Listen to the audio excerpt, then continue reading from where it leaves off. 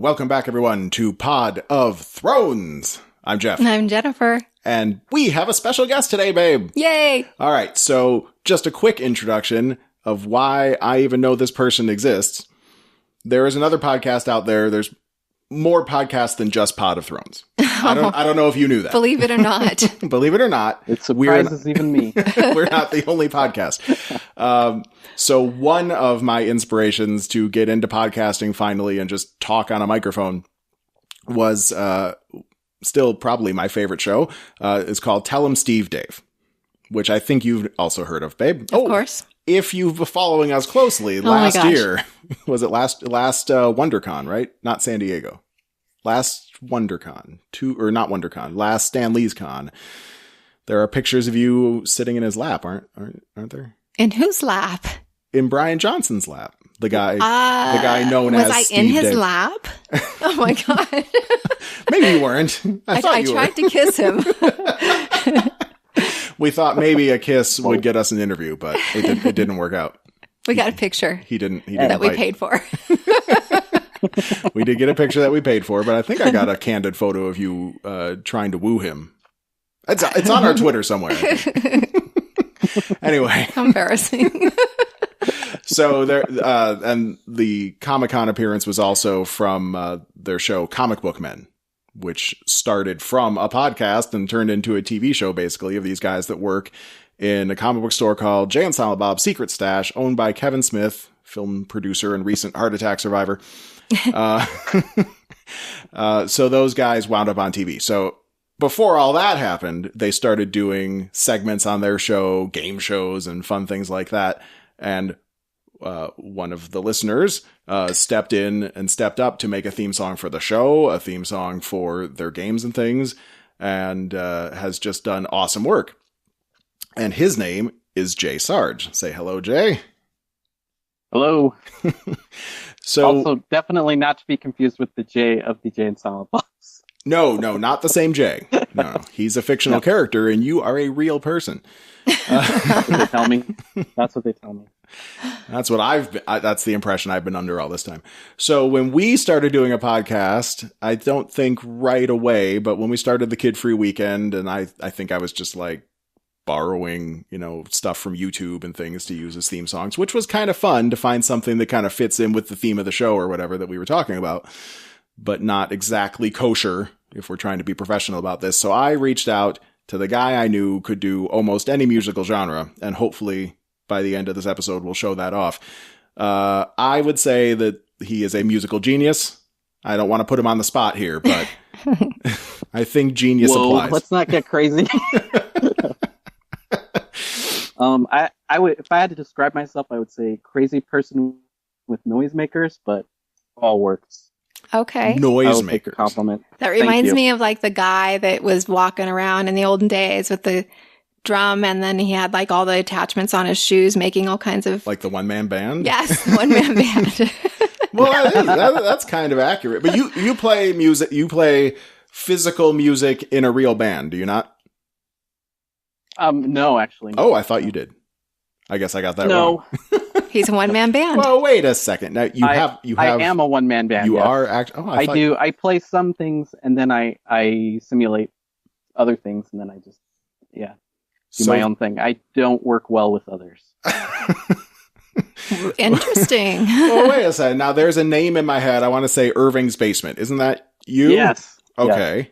Yes. That is me and Steve Dave, and I love him to pieces. And I probably drive him nuts. So another Tell 'em Steve Dave listener, but a real life friend of yours. Yeah. We met through the podcast, on Twitter, and kind of got to know each other for a while, and then we did some music together, and we keep meaning to get back to it, but you're telling me, I think he is like, it's not physical music, it's computer. A lot of it is, yeah. Huh. A lot of it is. I had no idea. Yeah. Is that we do record some instruments, like I said, but it's just, Well, look, I mean, it's all great stuff. And I knew that for your theme songs where you're putting together like a Westworld replica orchestra and stuff, I know you're doing that on your computer, but I thought you also were playing, No, I do play some bass. I can play drums as long as no one's looking. And like in Irving's basement, Mimim would play he'd play the guitars and stuff, and then we just layer stuff in and add a bunch of effects and things like that and mess around with it. Huh. Very cool. Yeah, so you're like what's her name from Pitch Perfect? No. The mix master DJ. Master, the mix master. No, I'm not. No. She's just mixing like extra beats into songs you already know. He's composing his own music. All right. Okay. Right. But I just meant like the aspect of like throwing it together on a computer. Well, yeah. I'm also almost as cute as she is, but. Oh, all right. How do your bodies compare? Because she's a nice looking lady. No offense, babe. She's no you, but just saying. It's quite a picture in my head right now. Yeah, no. I think, as Tom Steve Day would say, I'm a grimace compared to her. So yeah. Okay.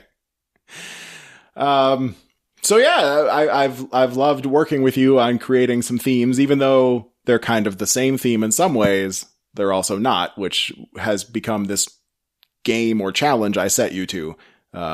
But you did awesome. So you just started like originally it was, we talk about 80s stuff a lot. So can you make us something that sounds like it's from an 80s training montage? And that was the original theme for the Kid Free Weekend, which does show up occasionally on Pod of Thrones as well, when we're not talking about Westworld or Game of Thrones kind of stuff. But then the Game of Thrones theme is the same song, but so different. And when you sent me that, I was just blown away. So later on, we didn't need to have a Westworld theme. I really just wanted to see what you could do with it. That was really what it came down to. I'm like, it's worth the money. I'm going to hire this guy just because I want to see what it sounds like. And it's awesome. It's never, all I know is anytime I get a request from you, I know it's never boring. It's something that's going to be fun to do. And for whatever reason, the montage music we did originally it just lent itself so perfectly to kind of sound like the Game of Thrones theme. Yeah, so I don't know how. Really worked out. Westworld was so much more of a challenge, and yet, I mean, you pulled it off. Like the notes are the same, the rhythm's a little bit different, but you got the violin and the piano going, and it's beautiful. Oh, thank you. So, should we get into the show? Like the meaty center now. You're going to start us, babe, with your headline corner, right? I am. Yes. Yes. I was trying to think of what is that, like the gooey outer layer. Whoa. All right. So here's my headlines for the week. So I don't know if everybody's heard, but it has been confirmed that Game of Thrones is filming many different endings so that people will be on their toes. They won't know which one is real. Including the actors. That's what I was reading. That's correct. Yeah, not even the actors now. Yeah.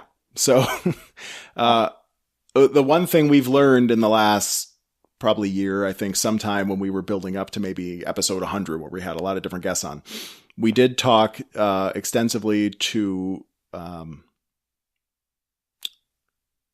Lionheart. We talk about him a lot, but we didn't wind up airing that for reasons.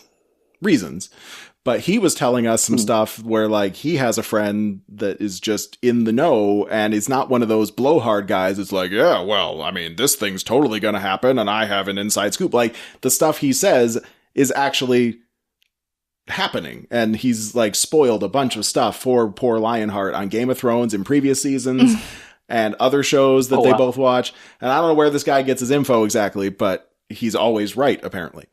And that has continued. So as these leaks come out and people start getting information about what's happening on set, this is actually going to help save us all from spoilers. Wow. Okay. I think it's exciting. I think so too. Yeah.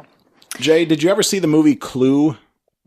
That's exactly what I was thinking about. And I had a image of my head of the cast of Game of Thrones running through the Clue Mansion, like slipping across the floor. Oh, yeah. Oh, if someone could just do that as one of those like funny behind the scenes things, like they're all running through the keep, the Red Keep, and reenacting scenes from Clue, that'd be fucking amazing. I hope someone's listening to this right now. From room to room, pantomiming everything or acting it all out. Yeah. But so for those that don't know, that movie, Clue, featured multiple endings in the theater. So you could go see the same movie a few different times and get a few different endings, or maybe be really unlucky and get the same Maybe ending. They'll do the same. I'm hoping so. They should totally do a theatrical, like, Game of Thrones blitz in the theaters for like a week where you can go see the show as many times as you want. And then at some point we have to solidify it down to one. Or they could do it in a play. They were talking to Lin-Manuel Miranda about doing a Game of Thrones play. He's joking about doing it. I mean, it's a lovely thought, but we know some people that did a Game of Thrones play. This would not be a parody, though. Oh, that's true. A serious play. Yeah. That would be different from what we fell in love with. Mm-hmm. Winter is Coming, a musical parody. I'm still hoping we get more out of those guys. Yeah, that was great. It was Me too. Amazing. They need to release it to the internet so we can share it with people. Why haven't they? I don't know. What the hell? I don't know.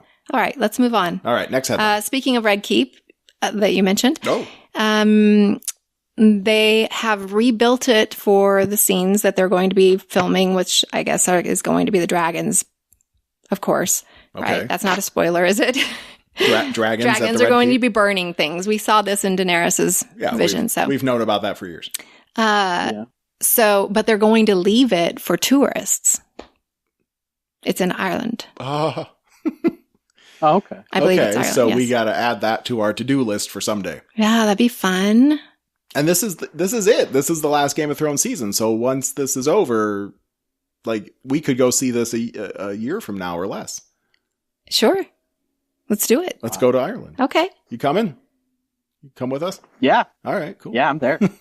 All right. Let's do it. They did that with The Hobbit or the Lord of the Rings movies. They left some things intact in the countryside of New Zealand, which I want to go see that the too. Shire and such. Yeah. They have tours that right now that you can go on for Lord of the Rings, Game of Thrones. A Game of Thrones. They're only walking tours for The Hobbit, right? No. Never mind. All right. So I have a spoiler, and I'm not sure if I should talk about this, but it involves a scene that we get to find out who all the characters are going to be there. And is that too spoilery? Let's talk about it, and then if it's too spoilery, I'll cut it out. Okay, so here's the spoiler. All right. Well, do you guys remember the Dragon Pit where they had the big meeting? Cersei met Jon, right? Mm-hmm. Yeah. Okay. So there's a scene that's going to happen there again, and I have all the people that are going to be there. You ready? Well, you think you do. How confirmed is this? There was a picture. Oh. I believe. Oh.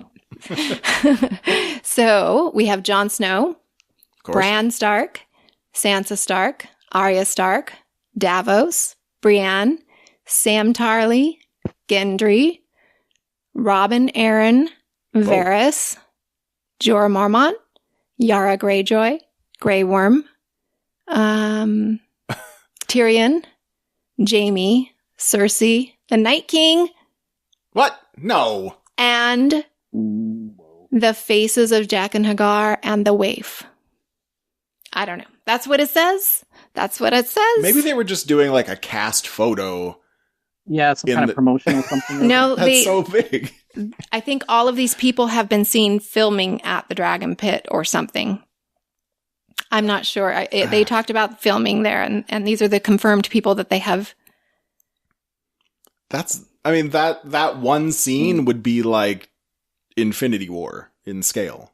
Okay, well, don't quote me because maybe I'm wrong. Well, and to think about how many things are going to happen or not happen for all of those characters to still be alive by the time Night King gets to there. Maybe it's the end. I think if I actually see that scene, I will eat my sock. If that if that plays out, I'll you know what? I'll put it on YouTube. Awesome. Oh, sweet. You heard it here first, everybody. That's right. Pop of Thrones exclusive. J Sarge eats a sock. If that were to happen, somehow, all those people have gathered in King's Landing. I feel like we would have to get to a point where the Night King has a voice. Wouldn't he have to be able to talk about whatever the hell is going on? Nah, he'll just blow people. He'll be like, what? Wow. Listen, like his cold breath. Whatever it takes to get the throne, I'm doing it. I call it the icy blow. That might feel good. I guess the ice dragon is plan A, blowing people is plan B. That would be if Kevin Smith wrote Game of Thrones. In a way, that's a spoiler that something bad is going to happen to the dragon. Okay. Well, the ice dragon has to go. Because if you don't kill the ice dragon, that destroys everything single-handedly. Yeah. I mean, but I mean, if all those people are there, then who's going to die? What stakes are there going to be through the whole rest of the season if everything's going to just end up back there? I don't know. Well, Bran's there. If Bran is there, maybe it's a Bran vision filmed in Branotron. Oh yeah, good point. Yeah. You can't take anything at face value. It's true. It could be a vision, could be a dream, could be. Yeah. All right, last headline. Con of Thrones is coming up. Oh, we missed it last year. Oh, fuck. I guess we're not going. Well, it's actually May 25th through the 27th. So if you're anywhere around the great state of Texas. Texas? It's in Texas. I thought it was in Tennessee last time. Dallas, Texas. Maybe it moves. So there you go. Dallas, Texas. I mean, we could get there. It's this weekend? I'm not going to freaking Dallas, Texas. Well, your accent said otherwise there. What the fuck? I ain't going to Dallas, Texas. Did they say, and I don't know if you have it up in front of you, but who the special guests are or anything like that? I didn't look, but I can check. Last year, the reason it was especially heartbreaking that we couldn't get all the way to what I thought was Tennessee was that they had, I'll try this, Ewan Rion. Oh, I love him. I don't know if I said that right. But Ramsay Bolton was there. And people got to meet him and, I don't know, sit at his feet and hear him tell stories of awesome acting. Oh, things. They have Gendry. Oh, man. And they have Gilly. And they have Shay. Oh. And they have... No offense. Roz. She's alive. Roz. Roz is the best. They have Syrio Farrell. Oh. Shireen. Oh, that's sad. They have... Who is this? Oh, Marcella. Marcella? The first or the second Marcella? Amy Richardson. I believe that's the first Marcella. Okay. And they have Sam Coleman, who is also young Hodor. Oh, yeah, Hodor. Yeah. Mm-hmm. I've seen him making the con rounds. I think we follow him on Twitter. I don't know if you know who this is, but it's Tommy Dunn, the weapons master. Oh, well, I would just love to meet that guy in general. As well as the sound designer, Paula Fairfield. Okay. Paula Farfar. Show her respect. My God. Okay, I'm done. Oh, I can tell you the people that can't come. I won't do that. Oh, It's only two. Here's who will not these be. These are the people that dropped out. Kate Dickey. Oh, do you know who that is? Yeah, that's Robin's Lysa. Lysa, yeah. Mm-hmm. And James Cosmo.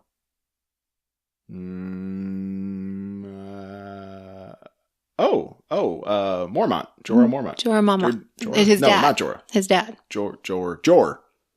Okay. Jorah Mormont. Moving on. All right. That was Headlines Corner? Mm-hmm. We're done? All right, so now let's talk about Westworld. We did not do our usual reaction cast last night because, we have bigger and better things coming up. Here's our special guest. So we'll do our recap now. Yay. Instead. Okay. Hooray. All right. Season 2, Episode 5, Akane no Mai, which I tried to look up in Google Translate, and we know Akane is the name of a character now. So the best Google Translate came up with for me was rowing. Akane rowing. Which I thought could be a reference to her, like, crossing the sea when she was telling the Maeve story, but I don't know. If anyone speaks Japanese and can do better. It could be. That makes sense. All right, so why don't we save the biggest stuff for last? Let's talk about the kind of piddly shit. We had Bernard, Bernard, and that guy named Strand, but not the same Strand as Fear the Walking Dead. They were in Delos headquarters. Dead people everywhere. Teddy was dead. Okay, so that was something you pointed out, and I was seeing that body go past, and I thought it kind of looked like Teddy. Right. But it couldn't possibly be Teddy. It was Teddy. I think it's Teddy. That was, maybe it was the end. Could it have been the end of this episode? They were foreshadowing or whatever they call it. It could be fucking anything, because it's got Bernard in it, so this could exist. There could be fucking dinosaurs outside that cave for all I know at this point. He's like Doctor Who. He's just randomly traveling through time. I don't know. What do you think, Jay? Well, I don't know how far off the rails you want to get. We love going off the rails. Go for it. But and I don't know if you've talked about it, but that's the Bernard post who woke up on the shore of the lake, right, or the ocean or the sea, whatever they were calling it. Yes. Who does not wear the glasses? Oh. Who says I did it? I've heard some people saying that is not Bernard. That is somebody else. Maybe somebody inside. When he reacts to everything, he's just kind of like, whoa. And a lot of people were saying they thought it was Dolores. But after this episode, I kind of wondered if it was Teddy, because he's looking at Teddy like... And that would actually give Teddy something to do. This is wild speculation, okay? So you're thinking some other host in a secondary Bernard body. Maybe. Or just switching him out. I don't know. He has that brain thing from was it the last episode that he picked up in the lab? Oh, yes, that. So he has no. We saw him pick it up, but he didn't have fuck. He didn't have it on him. Have it. That's right. But at some point he took one of those little like marbles and took it somewhere. Now, my theory, I don't know if you caught our episode last week, but I was saying it's probably Ford's consciousness. Ford probably had Bernard make a new Ford so that Ford could get shot in the back of the head without flinching, because he knows he's sort of immortal at this point. Maybe, but in a way, Ford keeps showing up. There was a little boy version of Ford, and Ford kind of talked through the girl in the... Crap, was it the last episode or the episode before? Yeah, I think that was last week. Yeah, I mean... The guy who's with he keeps finding ways to talk to to William, so I wonder if he's already in there somehow. Maybe that's what that was. Yeah, well, I think he is, yeah. And, I mean, it could all be pre-programmed stuff. It could be Ford just knowing that William was going to be the guy to go on this quest, because fucking why wouldn't he be? But... yeah.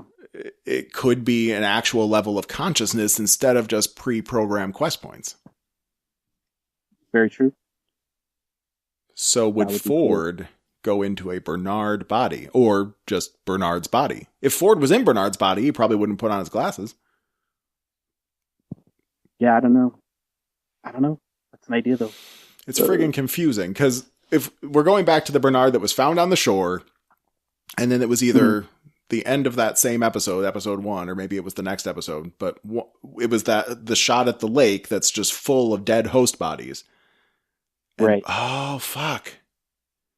Okay, babe, I think you're right about it being a flash to the future, because there were all the host bodies. Bernard said he killed them.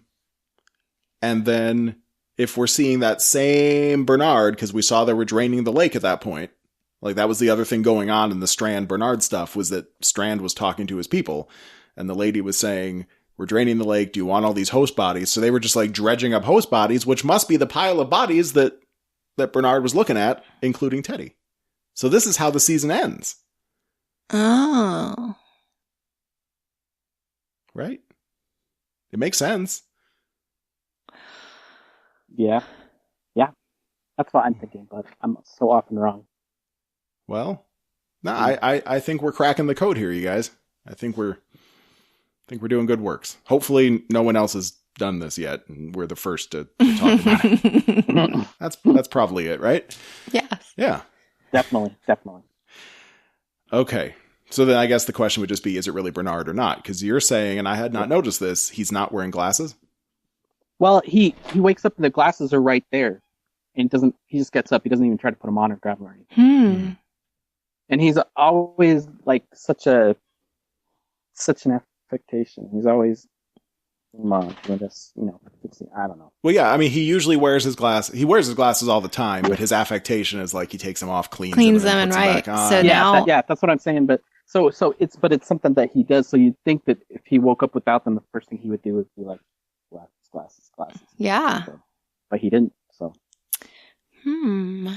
Okay.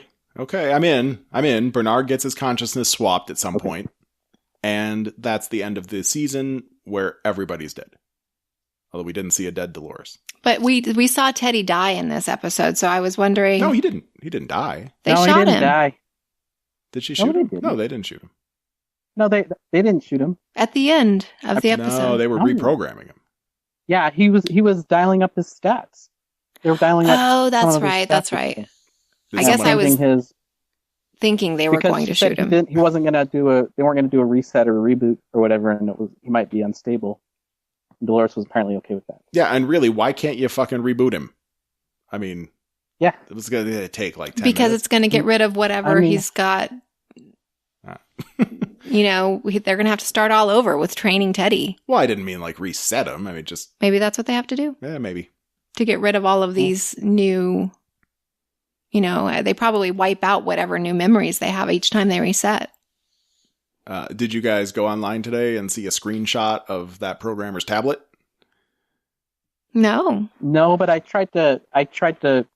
went back and looked at it again, and I tried to freeze frame on my TV, but it didn't do very good. I couldn't tell. The current Teddy has high levels of things like humility and even I think like not cowardness, but something like that. Like he's not super duper, like he's got bravery, but he's not really. He's careful. Yeah. And he has caution and fears and the new stats were like the complete opposite. They cranked up his bulk apperception, which we learned in season 1 is like your overall intelligence, but they also cranked his cruelty to maximum. Oh, poor Teddy. Yeah, so he's gonna be like a fucking serial killer now. They're gonna break him. Well, that's what Dolores was always gonna do, right? Yeah. She's a bad seed now. Does Dolores love him?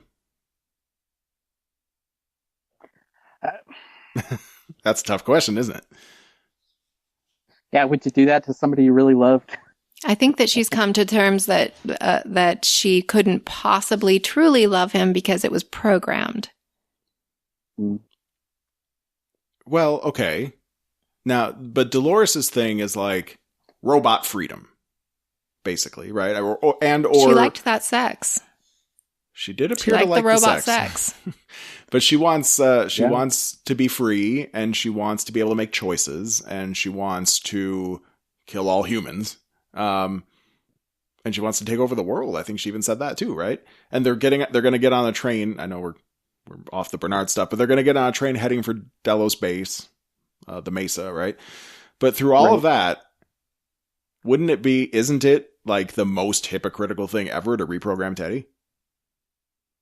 Yeah. Yes. Yeah. And Maeve does the same thing all the time too. She's turning into the thing she's rebelling against. Well, Maeve is a whole different beast. Actually, I guess there's no reason we can't just do the Dolores stuff here. Is there anything we didn't talk about? I mean, she's kept saying these past few days. She kept saying over and over, these past few days have been so difficult. Blah blah blah. What? Yeah, but remember, babe, that's the entirety of the show so far. It's all taken place in a few days. That's impossible. Not counting the flashbacks and alternate timelines and Bernard getting in his TARDIS. Well, Logan was like, it seemed like a month. He was being dragged behind that. Well, yeah, but horse. but that's the old stuff. Like the current quote unquote. I don't even know what timeline we're in. The timeline in the present. The timeline in present season timeline. The timeline in the present is Old Man Ford and Bernard. Okay, so what we're seeing now with Maeve and everybody is right. Like Old William. We found Elsie last episode, and she was clean and hadn't seemingly shit herself like 10 times. Yeah. Like it hasn't been very long. Okay. Yeah. Since La Revolution began, it's only been maybe a few days at this point. And that includes them riding their horses all the way But we saw her getting her storyline starting over many, many times. Many more than 3. No, you're right. But the point of the revolution starting, where Dolores was self-aware. Okay. That's where it's only been a few days. Okay. So you're right. Not the entirety of the show. Fair enough.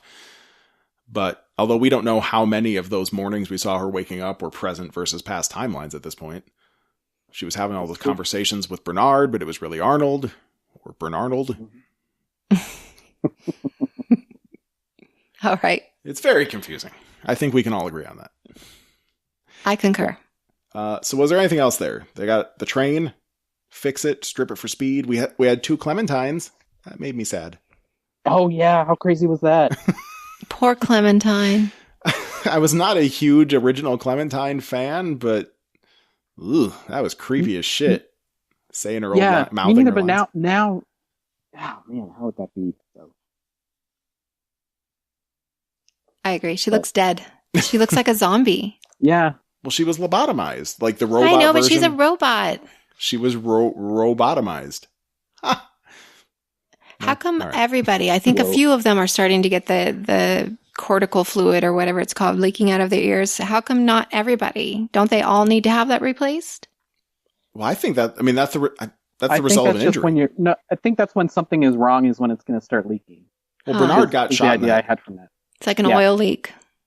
It is. It's a slow oil leak. And then he got shot in the head, so he has that wound that's dripping, and then. Oh, okay. He's got a hole in his oil pan. Yes. Yes. And that was what was wrong with the Shogun guy. Yeah.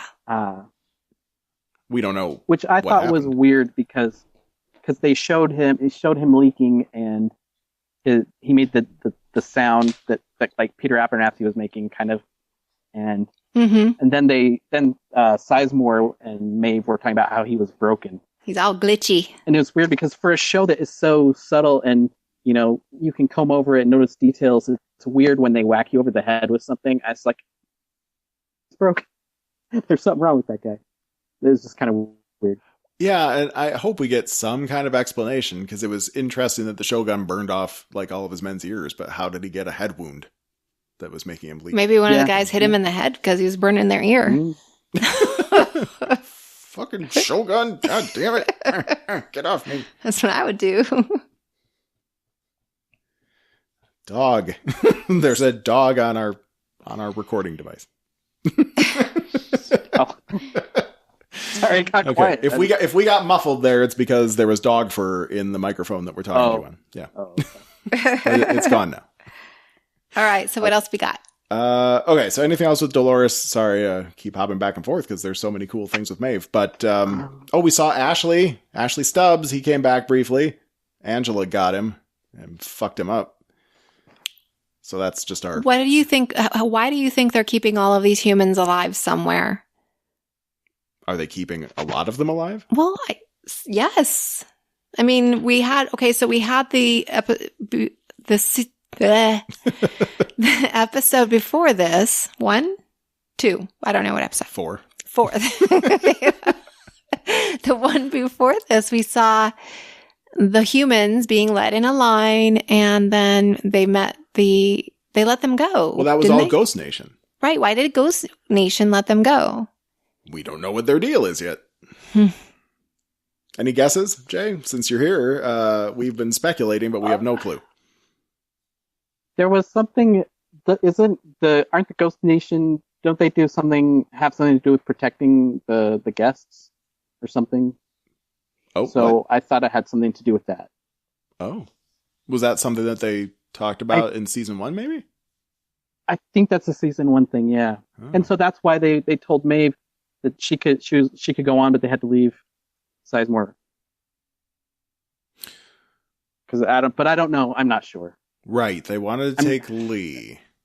And we all, of course, thought that they were going to kill him because kill all humans seems to be the new favorite thing for robots. But then we later learned, in maybe the same episode, that they were actually keeping the humans alive and letting them go. Well, also, they don't respond to any kind of Maeve command. So maybe they are human. Well, that got explained though, because Sizemore, Elise said that the reason that the Shogun guys didn't respond was because she had to speak it in Japanese, and so maybe she wasn't speaking Lakota. Oh, well, she right. definitely wasn't. That's what I took from that. That's a really good point. Thank Okay. you, Jay. That makes sense. I'm I was on just thinking, there's something like her Jedi mind trick used to work, but now it doesn't work unless she does like her internal telepathic Jedi mind trick. I thought there was something like that, but you're right though. The language thing would make a lot of sense for why it didn't work on Ghost Nation. Cool. Huh. But also it's weird because he also says that the robots should have changed to English as soon as they heard her speaking it.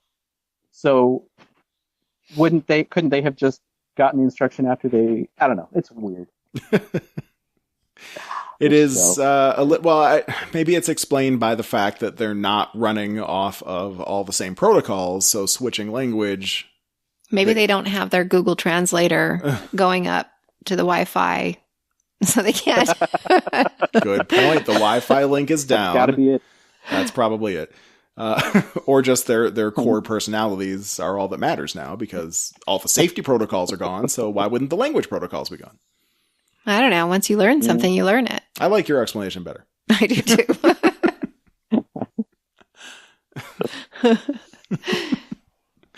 Okay. Well, that's it for really. I mean, the Dolores stuff was pretty short. This was really Maeve's episode. She became Dolores a couple times, like purely Dolores. Dolores. Dolores. There could be something there. That was nice to see her again.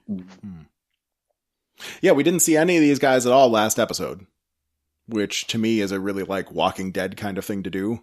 Where that was definitely Walking Dead trick. Mm-hmm. Yeah, we have a cliffhanger. This person might be dead. We'll tell you in a couple episodes if we feel like. Well, and you always think, okay, next episode we're gonna get the answer to this motherfucker, and then it's not. It's all the people you didn't see that episode. Yeah, so it was kind of like that. So this was Maeve's game, and we got to meet not Samurai World, which we've been calling it for a long time, but Shogun World. Shogun. It's probably a better word. That was a great restaurant we used to go to. Shogun? Yeah, they closed. Darn. I love a good Japanese steakhouse, though. Fuck, now I'm hungry. Thanks, babe. Yeah. Sorry. Damn it. I'm on a diet, so the last thing I can eat is a whole fucking pound of rice. All right. So, Shogun World. Everyone gets captured. Who's in our party? We've got Maeve, Hector. Yep. Got Hector. Armistice. Yes. I guess, Westworld Hector. Westworld Armistice. Yes. And Lee. Who else? Felix and Sylvester. And the two techs. Yeah. That's a big, that's six. That's a really good, like, Dungeons and Dragons party. What are they going to do with Sylvester? Yeah. I don't know. Is Sylvester redeemable? He's such a prick. He must be. Otherwise, he wouldn't be along for the ride. I don't know. What do you think of those guys? Well, my thought is, okay. My only thinking is there are when you look at it, there's really only a handful of people who we care enough about if they die or not. So who's that going to be? So that may be something. The reason that Sylvester gets to stay along is because he may be a sacrificial lamb at some point, and they'll be like, but I don't know. I have no idea. He may have some purpose. Although with Maeve being a Jedi now, I don't know why she would need him at all. Yeah, I don't know why her or Felix, except they could be the field medics. Maybe they don't have supplies, but they could patch up your skin. I guess that help with the programming and all that. Yeah, and you got Lee. Yeah. He's your guide and a good one, as he finally proved. Yeah. I'm liking him more and more now, though. He's not such a whiner anymore. Yeah, I think he's kind of getting into it. He likes it. Yeah. He gets to live his stories. This was probably the most he's had to do in an episode, I think. Yes. He talked a lot. Well, I mean, unless you count pissing. off a bridge or whatever. Well, there's that. Yeah. But yeah, I think this is his biggest role yet, and I think he handled himself well. I liked him. Yeah. So everyone gets captured. The Jedi mind trick fails, and then I had to write this down. Now, you're a music guy yourself, Jay. So when they got to whatever that town was called, and the whole scene started, you noticed the music, I hope. Yeah, the Rolling Stones. Yeah. It was the redux of Paint It Black, which was in the first episode. Yeah, season 1, when Hector did his very first raid, his heist on the safe in town. Right. That was hilarious and also awesome. The music was wonderful. Yes. I concur again. Although, I did have one thought about that. How pissed would you be if you spent? Because I mean, these parks clearly aren't cheap. I was thinking this. But you go and you spend some time in Westworld, and you're like, yeah, this is great. And then you go over to Shogun World, and then it's basically, you realize it's the same story. Wouldn't you be a little irritated? I mean, I clearly there's more to do in both places, but dang. Yeah, I liked Lee. I liked Lee defending himself there with you try writing 300 quests in a week or whatever. And it's true. I mean, I'd probably do some of the same thing. Well, I bet they don't let you have the same experiences because they keep on record what you did last time. And who you did last time. Mm-hmm. Mm-hmm. Bow, chicka, bow, wow. Yeah, I think it would be pretty disappointing if you noticed. So I do kind of wonder, like, from our perspective, where they did the exact same camera angles and everything, we noticed right away. Plus the same music. Mm-hmm. That didn't hurt. Yeah.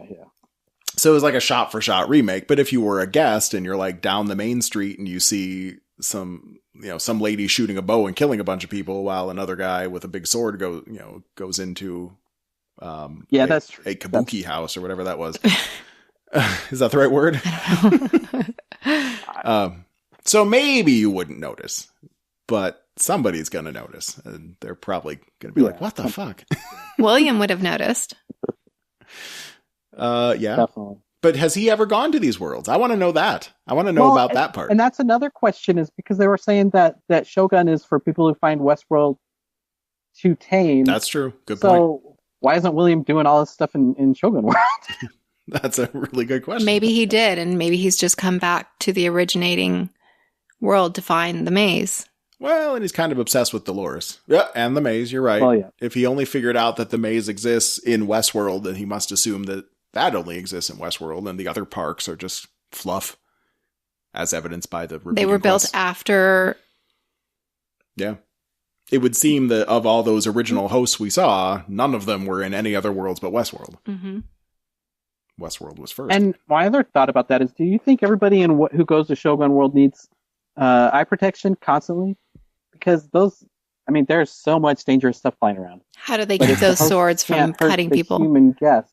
Well, yeah, throwing knives. Did the throwing knives explode on impact if a ninja throws one at a human? Yeah, I don't know. we should find that out. Or maybe they just can't do it. Because we know that there's limits. Like, I've assumed, just based on what we saw in season 1, that a host can shoot a human no problem.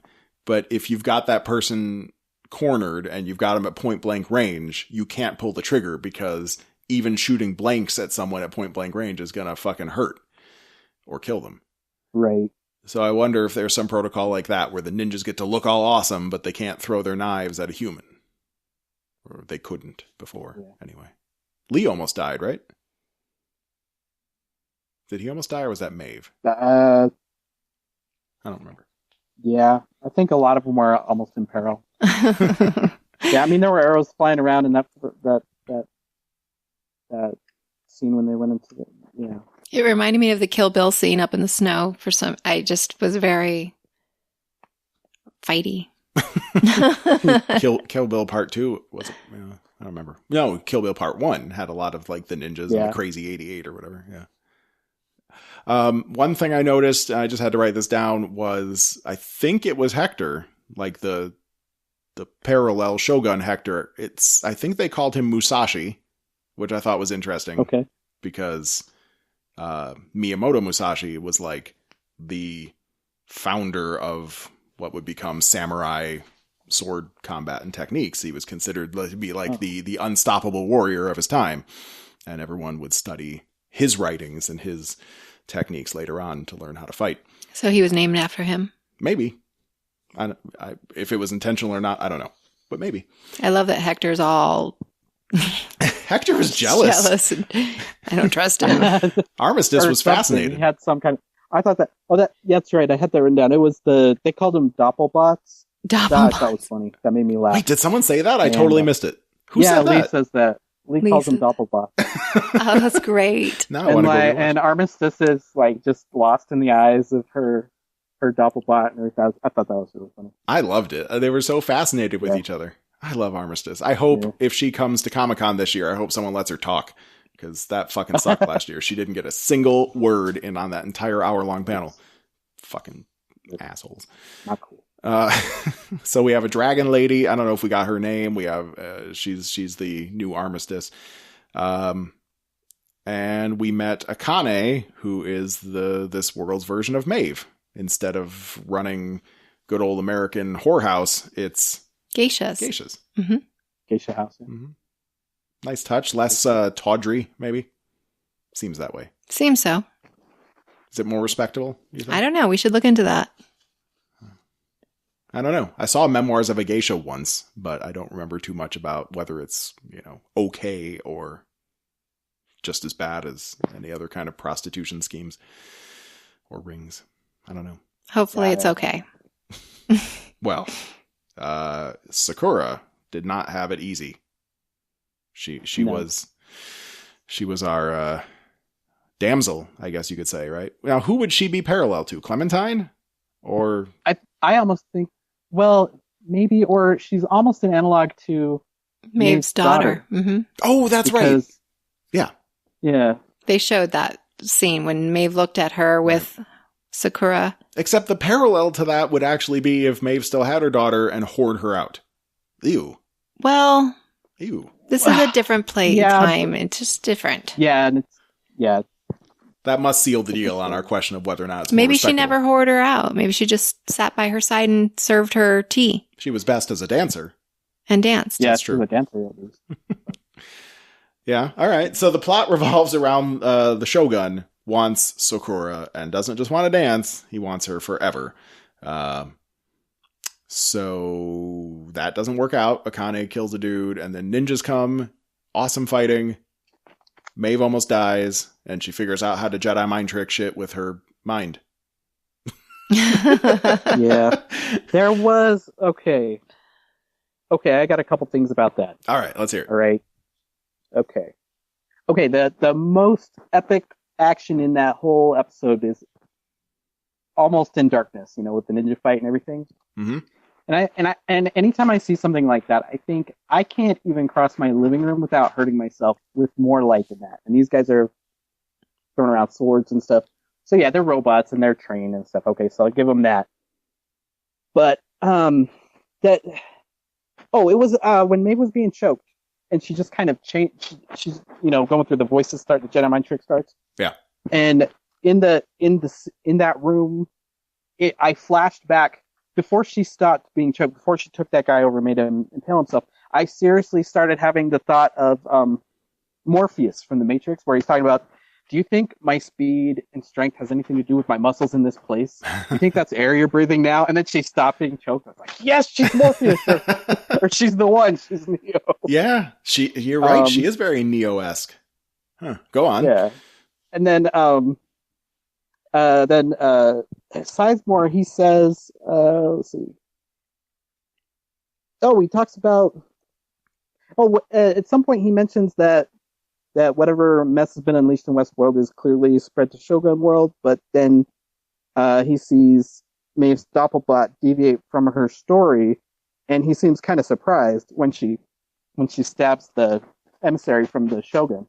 He's like, oh, what the? And then he's like, ninjas are showing up. What's going on?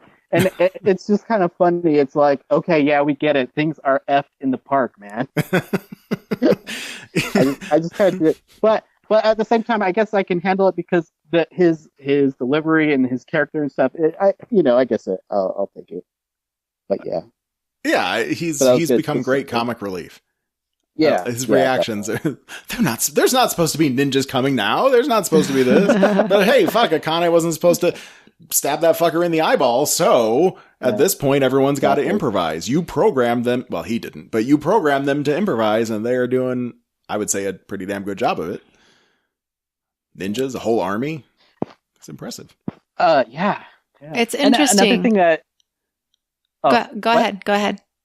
Oh, the other thing that really stuck out about the episode was when it started on my Hulu thing, it just came up with this episode is rated TVMA for strong language, and that was all it listed. And I thought to myself, "Damn, this is gonna be a tame episode of Westworld." They didn't mention nudity or sexual content, nudity or violence, or some guy's head getting basically ripped in half. Yeah, I guess those things are just blasé now. Yeah. For Westworld, they are. Well, I mean, in a world where The Walking Dead is something that you can watch on like basic cable, sure. I mean, you got such gore, such violence, and even some occasional kind of sexy scenes. Yeah, but it's like every time I watch an episode, it comes up. There's like a whole like list, and I'm thinking they must have made up at least eight of those, or just use those for Westworld. But yeah, this one, it was just strong language. I thought that was kind of funny. Do we see those on our? Because we got HBO through Hulu. I don't know if those come up or if they do. Yeah, that's where I have it. Oh, okay. Well, I guess we're just not paying attention. Now I'm going to start watching for that because that gives us a clue. Next time we see one where it's like nudity, I'm going to be like, oh, yeah, baby, let's watch this one 3 times. At this point, do we know how many original hosts are left? No, I don't think so. I mean, we never really knew who they all were. We knew Angela's one of them, Teddy, Dolores. So who's in the, I just don't understand how all of the hosts are uprising. If they are, I don't know. And if they're not, where are they? What's going on with those guys? Because remember how stupid the woodcutter guy was? That they were stuck at camp because nobody could cut wood and they couldn't eat. Those guys might still be there. They never got cleaned up as far as we know. Like the woodcutter smashed his head open and that distracted everybody. Those guys could still be sitting around a campfire arguing about who's going to chop the wood. It's possible. Mm-hmm. Well, I wonder how many, there were only like 48 original hosts, and those are the only ones that can have this enlightenment, right? Maybe. We're not 100% sure, but if...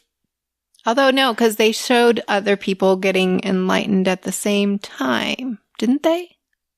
Like, didn't we see somebody's like actual realistic, or they actually just realized their self-awareness? In this episode, you mean?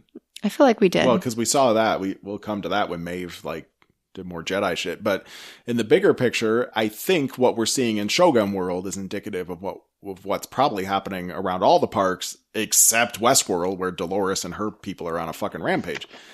Because that's where all the original hosts are. It seems like everywhere else, they're still playing out their lives as if their lives are real.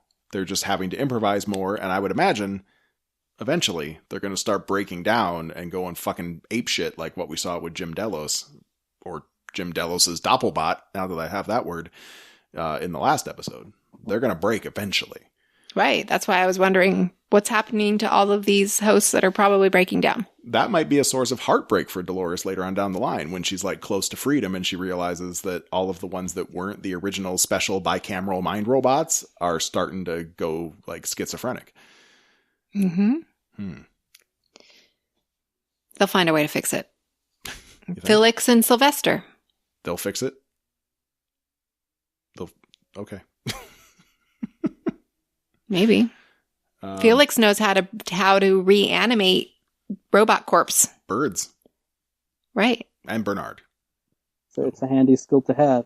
He didn't bother patching Bernard's oil pan, as we discussed. Okay, well, let's get to the rest of the Jedi mind tricks. So both Hectors get captured, and did we see them through the rest of the episode? Were they at the final fight? I don't even remember. So much happened. Hector and I guess Musashi, they got captured.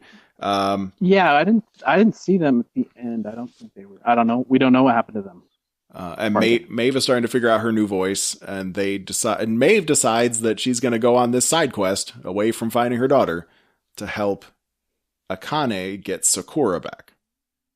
Which Maeve is really the more human one, despite her Jedi powers. Like, Dolores wouldn't do that shit. No. No. And yes? Yeah, and I think I mean her when she's oh, dang it. There was that scene where she's talking about where her Doppelbot is basically has the same everything as she does, and Maeve's kind of seeing her own story through her eyes, I think. And it's just kind of it's one more thing that kind of humanizes me for me. Yeah, because she does seem to Maeve was probably closer to a villain last season. I mean, not really, but she did some pretty bad shit to people, and was involved in the killing of many people through Hector and Armistice. But now she seems like more of our hero. Yeah, definitely.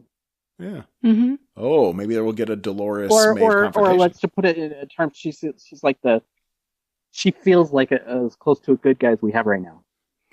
Yeah. Well. Yeah. At the moment. Right now, she's not killing all humans. She just wants to find her daughter and winds up helping someone else along the way. Yeah, she's either a good guy or, she's the closest thing to it, because even in the human side, Strand is not our good guy. Oh, yeah. Yeah, those guys, there's something sinister going on. So you got like Elsie and Maeve. Those are our heroes. Yeah, Elsie, that's right. I keep forgetting she's alive. Maybe Grace. Holy cow. Grace could turn out to be a hero. Maybe. Who's Grace? Fucking William's daughter. The one from the one from India World, right, or whatever the fuck that's called. We don't. Yeah, William's daughter. Mm-hmm. Yeah, she could turn out to be a heroic character. I forgot all about her already. One full episode without seeing her. Yeah. She doesn't like what? If we're to believe Ed Harris, she doesn't like him much. So. Right. Or William, Right. So that's almost reason to cheer for her right there. Well, but now he had a heroic moment last episode too. He saved the town and saved Lawrence and his family. So maybe this is William's turn to. That was I was that was definitely not something I saw coming. Oh, maybe that's the door where he was being told that he has to go backwards to go forward. Maybe going backwards is he has to start being a decent fucking human again and actually treat the robots. Brilliant. He has to, he's going to suffer and suffer and suffer until he learns to treat the robots like they're people again. Awesome. I love that. Where he gets to a point where he can actually have empathy again. Yes. Holy crap. You have to relearn your empathy that you lost. Aww. It'd be weird seeing Ed Harris be such a nice guy at that point. But he looks like he should be nice. Ed Harris looks like he should be nice. When he smiles, he's got the smiles in his eyes. Right, well, just saying, he's a play scary dude. So many. He has played some nice and heroic people in the past. Yeah, I suppose. But he plays a really good bastard. Oh, he is such a bastard, yeah, and he's good at it. Yeah, I agree. Yeah. What you got? Okay, so I don't remember if you guys talked about this, but last week's episode 4, I kind of had been having it started out like almost exactly like season 2 of Lost, with the guy on a bike in a room with no real light, and you don't see his face for a second, and all the weird stuff going on.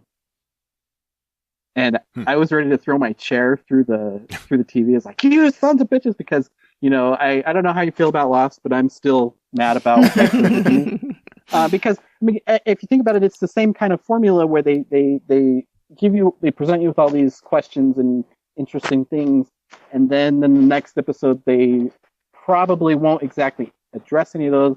They might give you more things to think about, and they work their way around to some things, but in the end, it just I didn't find it satisfying, and I started to wonder because the stuff in Westworld is I love the payoff when it comes back, but there's like so many threads hanging right now. Yes. I wonder how many seasons it would take just to wrap that up.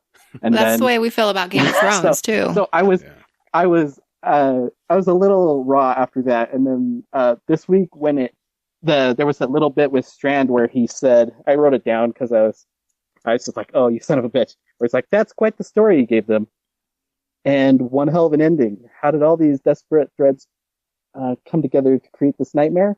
If we figure that out, we'll know how the story turns. No fucking shit. I was like, is that are they mocking us? Are they like dangling it under our noses? They're like, yeah, of course. Once we figure out everything, we'll know what happened. You're actually kind of. You're breaking my brain right now, actually, because now that you mention it, Lost. Do you remember Lost real well, babe? Yeah, nothing meant anything. Do you remember when they introduced Desmond? Uh-huh. How did they introduce him? Anyone? He was in the hatch. Yeah, he was in the hatch. Exercise bike while they were playing music. On a record player. Yeah. Does that sound familiar? Yeah. Living this idyllic life, seemingly idyllic life in the hatch, but it turns out it's just a fucking hatch. It's just like what Jim Delos was going through, and it's all for scientific experiments from this weird, mysterious corporation that no one understands their motives. And it's on an island! Oh, shit. And everybody's trapped there. Fuck! I didn't even make... Oh, wow, yeah. They're all dead! Oh, no. Oh, and they are all dead. Ed, Harris, and Grace are already dead. Oh my gosh. Fuck. God. They're in purgatory. Damn it. Now I'm regretting inviting Jay on because I think he just ruined Westworld I'm sorry, for me. I ruined it for No, that's brilliant, man. This is why I can't have friends. I'm going to have to do some research now and figure out who is writing Westworld that also wrote Lost, because it's starting to look like the same fucking show. Got a man in black. As far as I know, the only connection is J.J. Abrams is a producer on the show, right? Oh shit, that's right. Fuck. And but I don't know how involved he is day to day in anything. I don't know a lot about that. And the other thing is Hector. Hector, the guy who plays Hector, he was in Lost. He was? Yeah, I swear. He was in the beginning. Didn't he crash with them? They were. I think I almost want to say it was season 2 again, where they introduced a couple characters and everybody hated them, so they killed them off in a horrible way, like really fast. Oh, fucking! Was that Hector? Wasn't I know Hector exactly who guys? you're talking about. Yeah, they added in those characters that were like soap opera stars or something. Were they soap opera stars? Something like that. And then something horrible. Yeah, they got killed off within like 3 episodes because there was really bad fan reaction to them. All right, Jennifer's going to look that up. And while she's looking that up, I'm going to try now to take us from the depths of like, well, Lost was disappointing and fucking Westworld's turning out to be the same thing. I'm going to give us some hope now. I'm going to try to be optimistic about this. Okay. Westworld is going to be better. We're all optimistic. Westworld is going to be better because J.J. Abrams is going to use this project to make it up to us and how disappointed we all were. You know what? I might need to leave the podcast right now. You're not buying it? I'm still mad about Star Trek, man. Oh, well. Okay. J.J. Abrams made Star Trek. That was basically a Star Wars movie. That was his Star Wars movie. And then it like killed Star Trek. I'm sorry. I grew up like a total Star Trek nerd, and like everything that Star Trek wasn't is what Star Trek turned into. And we don't have time to get into that. I'm so pissed about that. I do feel like Phantom Menace not Phantom Menace. Oh my god. Wow. See, I broke my brain. What the hell? The Force Awakens. Okay. I kind of felt like that was to me a little bit of an apology for what he did to Star Trek. Oh, well. So maybe you're right. He's in this thing where he's making right all the wrongs. All the things we didn't know when Lost was happening. Yeah. Now he knows. And, Yeah. And if you think about it, I think fandom, in a way, in general, has maybe just gotten worse since then. Well, We have Twitter now. We have, well, I guess we had it then. Lost was the forefront of that. There were so many websites just devoted to tracking and deciphering all of the tiniest little minutia from Lost and trying to find meaning in it. And a lot of times there was something to that. There were little clues all over the place, but that's where it all came from, for better or for worse. Yeah. I'm pretty sure that's what kicked it off. Have you ever looked at the Westworld Reddit stuff? Not much. No, not a lot. I'm subscribed, but I tried after, I think, the second episode of this season. I looked right after I watched the episode. I looked, and I don't even know how long the episode was out, but there were already 7,000 comments on this episode. Yeah. I thought, nope, never gonna. Yeah, it's too big. I heard someone say once on it happens so fast, and I'm just not savvy enough to know how to navigate. It's too much. Yeah, I agree. I heard someone say once that the secret to staying sane on Reddit is to not unsubscribe from all the default ones that they give you when you make an account, and then not subscribe to the subreddits that are that big, because it's just not a community anymore. It's just a shit show. Yeah. And I agree with that. Because here's a nerd confession. I did participate in a couple of the forums, the Lost forums online. And I remember being online once after an episode and there were 56 other people on. And I was like, dang, that's a lot of people. 56, you say? Yeah, no. Yeah, 56 whole people. Wow. Yeah. I wonder how. So 7,000 comments for Westworld on one thread in a couple hours, and then the Game of Thrones one is at least twice as bad, maybe worse. Oh yeah. Wow. Yeah, it's hard to navigate that stuff. It's these huge communities. It is. But you can find interesting theories there too. But you just get lost in it. Lost. Anyway, there's Lost coming up again. Yes, he was in Lost. Confirmed. What was his character name? Seriously. Because it's going to ring a bell as soon as I hear it. I think, because I'm sure Jay's right. That really seems familiar now. I'm having a hard time getting the name of his character. That's okay. It just appears on his credits. All right. It's okay. Yeah, well, I can see why they would have deleted all reference to that anyway. Oh. The fans just turned on those guys. Yeah. I remember hearing a lot about that. But it was before I was ever involved in any of those kind of communities, so it was not in real time. But later on, the way those characters were handled started to make, I guess, a certain amount of sense. Kind of sad. I mean, maybe they could have redeemed those characters, but at least... Oh, it was Paolo. Paolo. Yeah. Paolo. Nikki and Paolo, right? Wasn't it Nikki? I don't know, but I feel like the sister was in love with him or something, liked him a lot. The sister model, what was her name? She was so annoying. She's on Fear of the Walking Dead now. She is? She has that haircut that your daughter just got. That's her? That's her. That's Shannon from Lost is now Al on Fear of the Walking Dead, and I can't remember her name off the top of my head. Oh, crap. But, yeah. Wow. Yeah. Small acting world.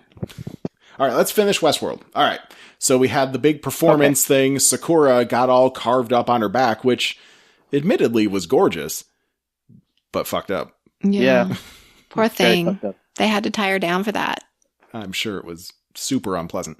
But all of it led to the Shogun, I guess, maybe because he cray-cray, just flat out killing Sakura and then laughing about it. So that sucks for Maeve and for Akane. And we had that scene where Akane was telling the story that's exactly the same as Maeve's story. That was neat. Except without the word fuck in it. Something about like, you can be whoever the fuck you want to be. Mm-hmm. They cut that part out. Yeah. But the same story. Right. Lovely stuff there. And then how did that all end? It ended with a big Jedi mind trick that turned all the Shogun's warriors against each other. And Shogun died.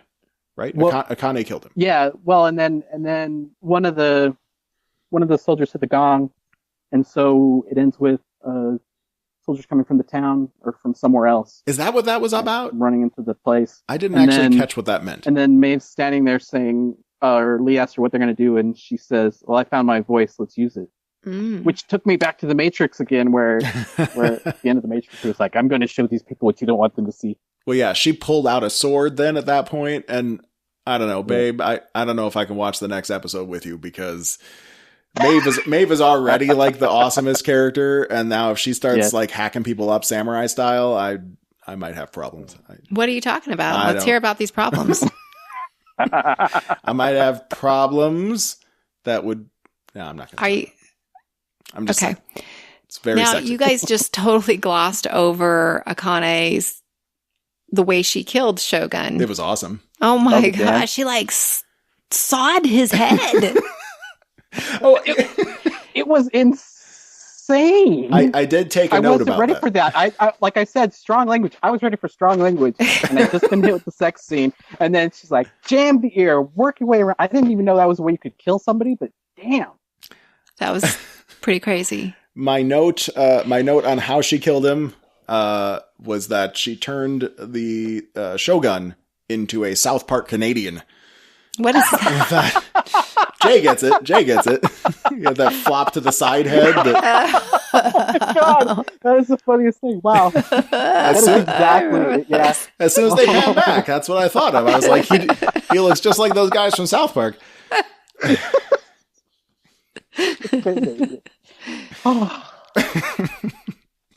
Oh wow. You know what? I'll never be able to rewatch that episode.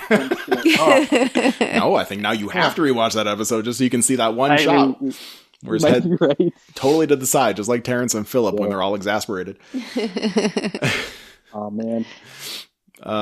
So. And while she was dancing, I didn't realize this at the time, but I found out later that the music was a cover of a Wu-Tang song. Shit. Yeah. I never in a million years would I have gotten that, but that's awesome. I don't really follow Wu-Tang. When I tracked it down on YouTube and played the song, I was like, I might have heard that before. I don't know. Well, it was pretty cool. I haven't even caught most of the Radiohead references because I'm not a big Radiohead guy, but once you start recognizing it, yeah, it's neat. I love what they do with music in this show. Yeah, he does. I think they do a really good job. I think it's funny because a lot of times the music, it's so minimal and simple. It just kind of is there in the background. You almost don't notice. And then suddenly it's a character in the show. And it's just like, bam.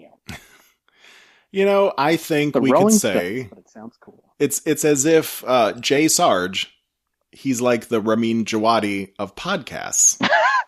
I don't know about that. Because he can do anything with music on his editing tools on his computer, whereas Ramin does it in front of like an orchestra that plays this shit.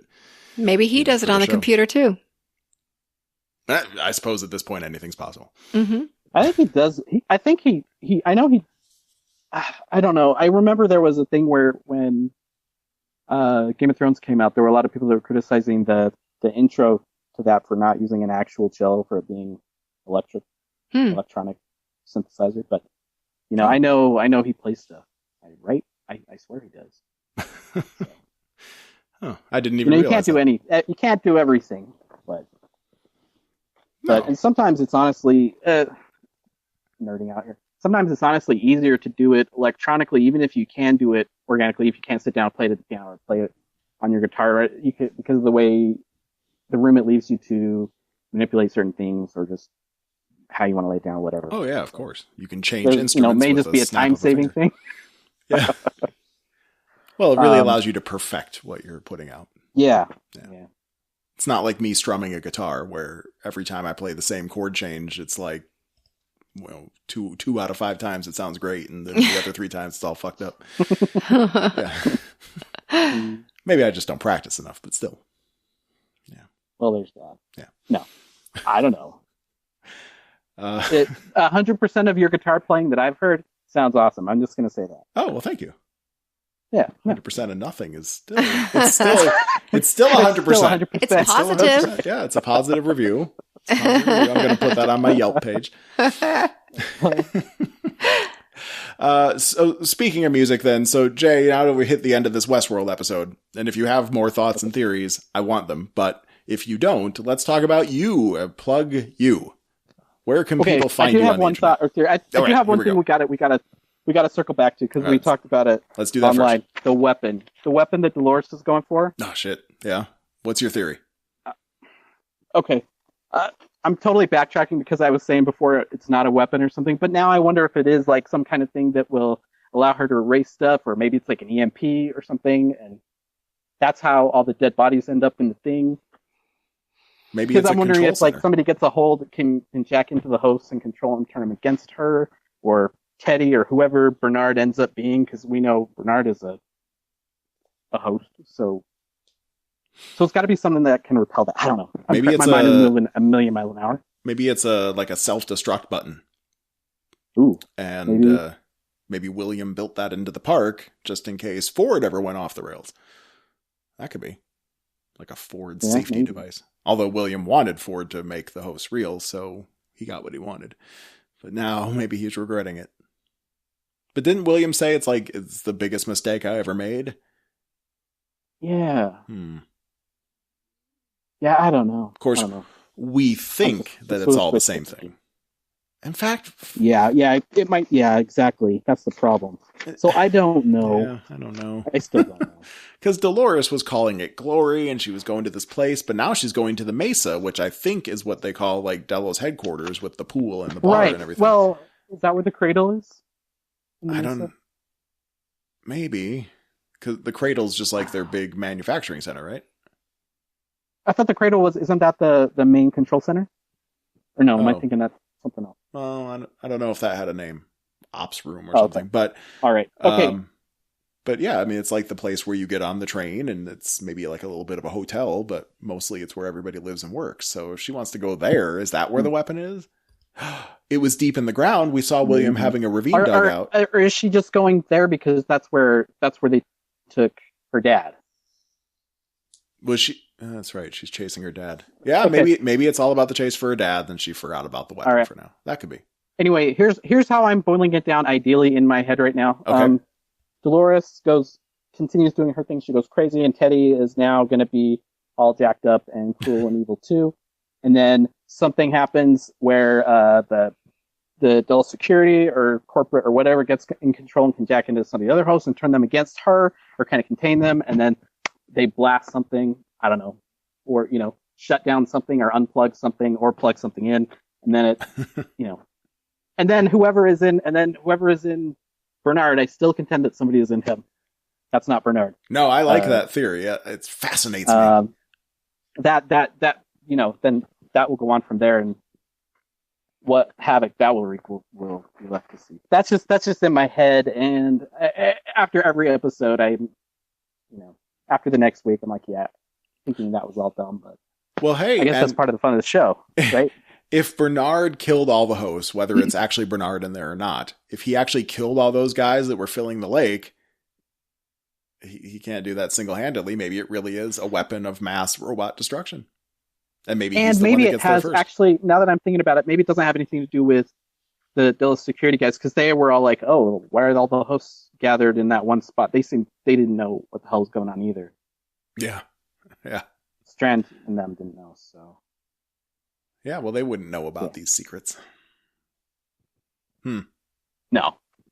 Well, we got 5 episodes to find out, so... Yes. I mean, we're already halfway done with the season. That's always feels kind of crazy and dirty and cheap.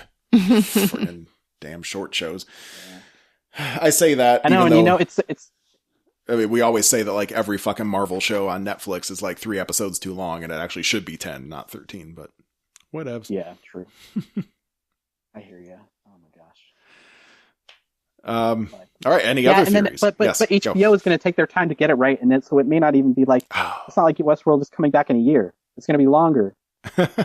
And Game of Thrones isn't even coming back for a while. So what the hell are we going to do? Well, Game of Thrones stuck to yearly releases for a while, so Westworld's probably going to be okay at least for a couple more seasons until things go so fucking crazy that they can't handle it in a year anymore. But maybe we got some time. We got to see 9 more worlds at least before this is all over. You think we'll see them all? How many there are? Oh, we'll see all of them eventually. Yeah, we have to.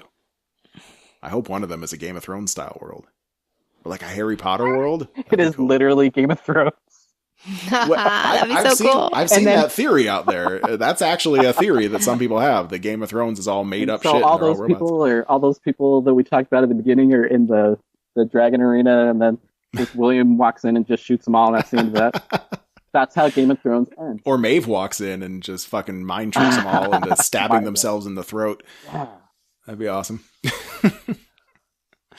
Well, we'll see. We'll see. How crazy is that? Yeah. What? Yeah. The Jedi mind trick?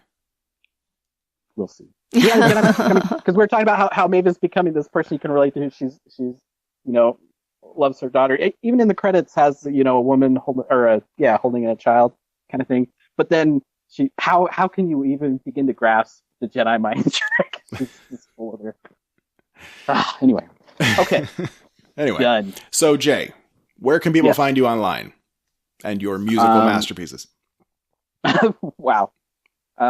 If you can find my musical masterpieces online, let me know. I've been looking for them. You can find my other musical stuff at remedialm-theory at Bandcamp or /bandcamp.com. Wait, a little slower. remedialm-theory. remedialm-theory. Okay. /bandcamp.com. And I'm on Twitter at J Sarge. And there's a link to a website that has, the SoundCloud and the Bandcamp and everything there. Awesome. And I think it's actually a blog that I haven't updated in years, so I should probably get on that. And then if you listen to the Tell 'em Steve Dave podcast, you will occasionally hear Jay's work. Also at the beginning of every episode, because Jay can also do metal, and the very metal Tell 'em Steve Dave theme song is just another one of your stylings. Yeah, yeah. That one comes back to haunt me, but you can hear me on the Tell 'em Steve Dave. I also do your podcasts. Yep. And I think the other one that's going right now is Christina Pajitsky's That's Deep Bro. I do the intro for that. So I have not listened to that one. At least listen to all of those podcasts, just the beginning. Except for yours. Listen to the Jeff and Jennifer ones all the way through. Well, of course. Well, they've made it this far. If they've made it this far, right. Then I guess they're in it with us for the long haul. Right. Okay. Oh, I do the Nerd Blitz guys too. Those guys. I thought you did, but then I wasn't gonna. Okay. So that's more like Tell 'em Steve Dave community stuff. Nerd Blitz starring. I mean, what do they call themselves on their show? It's Fitzman and Scooby and Doom. Scooby Doom. Yeah. Fitzman and Scooby Doom. Yeah. He likes Scooby Doo stuff. I've listened to some of their show. Yeah. It comes up. He likes Scooby Doo. Yeah. Nerd Blitz. So there you go. Some more shows to listen to, everybody. Yes. But first, if you're new here, click subscribe and come back, because we got lots more Westworld theories to decipher. And I think we'll be referencing this episode for the next 5 weeks, because I think we've come up with some good shit here tonight, you guys. Yeah. Great brainstorming. Good work, everybody. Yeah. So we'll definitely be back next week. Sunday night, we'll do our reaction cast. So Monday morning, you can listen to it on your way to work. But we had to take a little break from that this week so that we could talk about the episode with J Sarge. I could not be happier that we did. Me too. Thank you so much for having me on. This was thank you. A blast. A ton for joining us. I'm sure it won't be the last time. And now, stay tuned. I think we'll throw up a little sample of your stuff, right? Yeah, sure. Yeah. Awesome. Cool. Here it comes. Cool. Brace yourself. J Sarge incoming. Good night, everybody.